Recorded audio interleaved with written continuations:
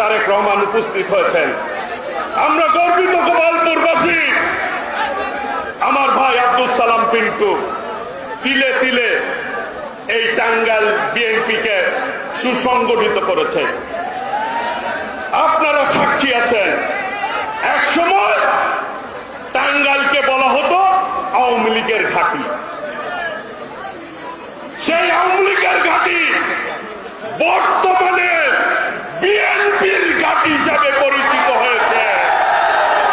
একদিনে হয় নাই, দীর্ঘদিনের শ্রম ঘামের মধ্য দিয়ে এই ঘাঁটিটি প্রতিষ্ঠিত হয়েছে।